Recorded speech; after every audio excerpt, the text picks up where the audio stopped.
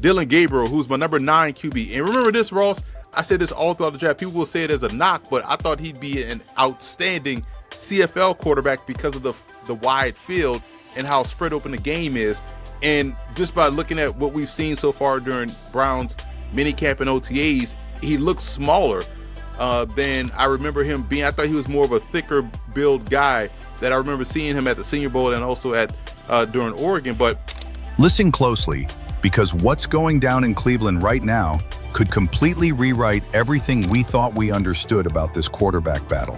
While most people have been sleeping on the real headline, Shedeur Sanders has been quietly putting up jaw-dropping numbers that have insiders at the Browns facility talking about something no one saw coming. Before we dive deeper, hit that subscribe button so you don't miss a second of this unfolding QB drama. We're talking about a rookie completing passes at a remarkable 77.4% rate with 9 touchdowns in OTA, while his rivals struggle with the simplest of issues.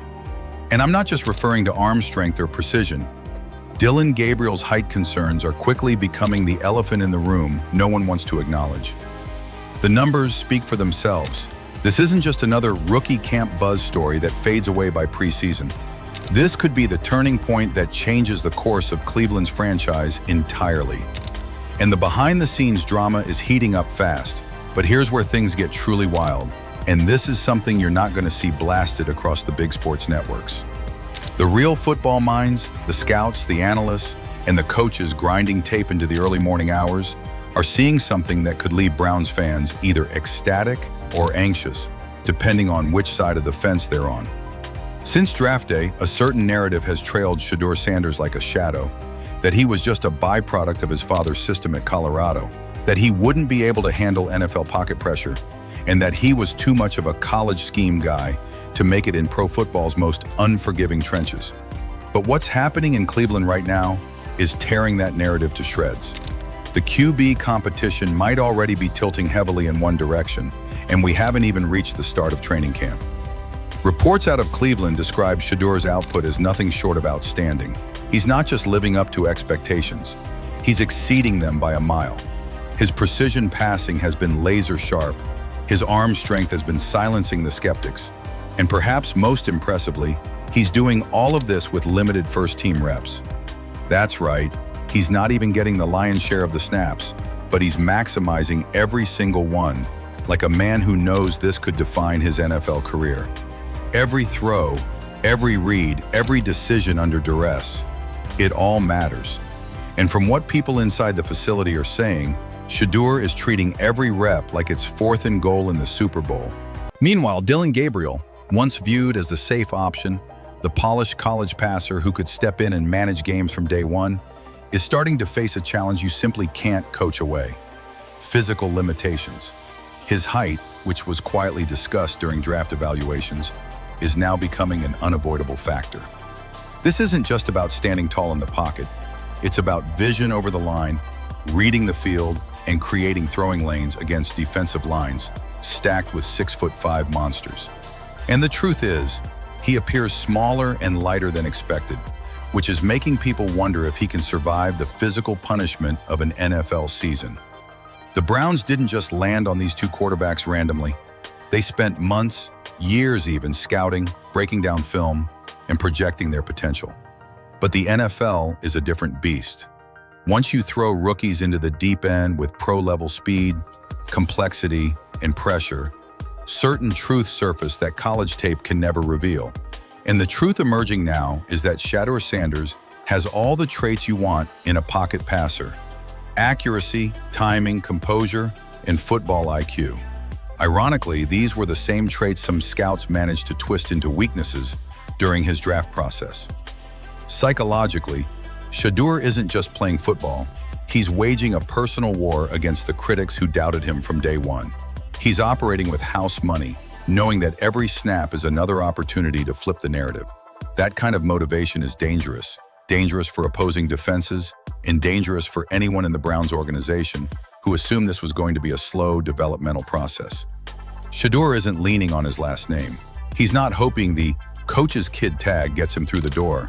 He's grinding, showing up early, staying late, and making sure every coach, scout, and teammate knows exactly why he belongs here. Gabriel, on the other hand, is carrying a very different type of pressure. He came in as the ready-now guy, the one who could handle the basics, manage the offense, and limit mistakes. But that reputation only holds if you deliver on the field. Every time a pass gets tipped at the line or he struggles to see over a collapsing pocket, the doubts get louder. And the problem with the NFL is, once a narrative starts to form, it spreads like wildfire. The height talk that was once brushed off as overblown is now becoming a daily talking point among reporters, teammates, and even opponents. For the Browns, this quarterback battle is about more than just filling a roster spot. This is about finding a leader, someone who can end decades of quarterback instability that's haunted the franchise. They've tried everything before: aging veterans with one last run in them, high draft picks with franchise savior labels, trades that were supposed to change the game, and free agents who arrived with hype but left with disappointment. Now, with two rookies in the mix, the question becomes, is one of these guys finally the answer? And here's where it gets even more intriguing. Based on early OTA performances, the coaching staff might already have a strong lean. While Gabriel is trying to prove he belongs, Shedeur is making a case so strong that it's forcing conversations behind closed doors. Some within the organization believe that if his current trajectory continues, there will be no choice but to give him the keys to the offense sooner than planned. Others warn that it's too early to anoint anyone before the pads come on in training camp. But even those voices are starting to sound less certain with each practice report. The raw numbers alone tell a powerful story: 77.4% completions during OTAs, 9 touchdowns, and all of this without full access to the top unit. That's not just good, that's elite territory. Especially when you factor in that he's delivering these results under pressure with defensive looks designed to confuse rookies. It's the kind of performance that doesn't just open eyes, it changes plans. Meanwhile, Gabriel's stock is shifting in the opposite direction. A player who was once penciled in as a potential starter is now facing the very real possibility of being relegated to the backup competition. It's not just about his own performance. It's about how the team views the gap between him and Sanders. And that gap, from all reports, is widening. The veteran quarterback situation in Cleveland is adding a whole new layer of complexity to this battle. On paper, the Browns entered the offseason with a clear plan: bring in experienced arms to steady the offense while the rookies develop. But reality rarely sticks to the script. Joe Flacco, the Super Bowl champion who's been around long enough to see just about every NFL scenario, and Kenny Pickett, the former first-round pick trying to resurrect his career after a rocky start in Pittsburgh, were supposed to be the main safety nets. Instead, they're suddenly staring down the barrel of an unexpected problem. The rookies aren't just learning, they're competing. And not just competing, but threatening jobs. Reports out of Berea suggest the Browns plan to keep both rookies, which immediately triggers the math problem. There's only so much space in a quarterback room. If Sanders and Gabriel are safe, one of the veterans may be packing their bags before week 1. That possibility has put a subtle but noticeable tension in every practice rep. Veterans know when the clock is ticking, and you can feel it in how every throw, every huddle command, every sideline interaction carries a little extra edge. For Flacco, the battle is about proving there's still a place for him in the modern NFL, a league that now demands mobility and improvisation alongside pocket passing. For Pickett, it's about showing he's not a failed project, that he still has untapped potential if given the right system and patience. But both are learning quickly that the rookies, especially Sanders, are not content to wait their turn. This ripple effect is touching every part of the Browns organization. Coaches are starting to design plays that showcase Shedeur's quick decision-making and accuracy, even in situations where he's not officially the starter for that drill. Front office staff are quietly discussing long-term roster implications, like what it would mean to move forward with a rookie-led offense sooner rather than later. And fans? Well, the fan base is starting to pick sides, and that's always a sign that a real competition is brewing. The Gabriel situation is just as fascinating in its own way. While his height and size concerns are dominating the conversation, there's still recognition that he brings qualities that shouldn't be ignored: solid short-range accuracy, leadership, and the ability to execute structured game plans. But in today's NFL, those traits alone don't win quarterback battles. If Sanders is outproducing him in almost every metric, coaches are going to gravitate toward the guy who's making the biggest plays, not just the safest ones. Of course, it's still August. Pads haven't come on yet, real pass rushes haven't hit, and no defensive coordinator has spent a week scheming to shut Sanders down. That's the reality check the coaching staff keeps preaching. Training camp and preseason will be the true proving grounds.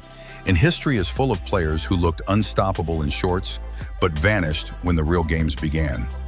Still, the flip side is that history also holds examples of overlooked draft picks who grabbed their shot early and never looked back. This is bigger than football. It's ambition, pressure, and the pursuit of greatness under the NFL's harshest spotlight. The Browns' QB clash is only getting hotter, and we haven't even hit the first preseason snap. So buckle up, because this saga is far from over. Smash that subscribe button, hit notifications, and drop a comment. Has Shedeur Sanders already locked this up, or does Dylan Gabriel still have a shot? Whatever happens next, it's going to be must-watch football. So don't skip a single second of this video. And if this story touches your heart, give it a like, subscribe to the channel, and let us know in the comments. Where are you watching from? Let's begin.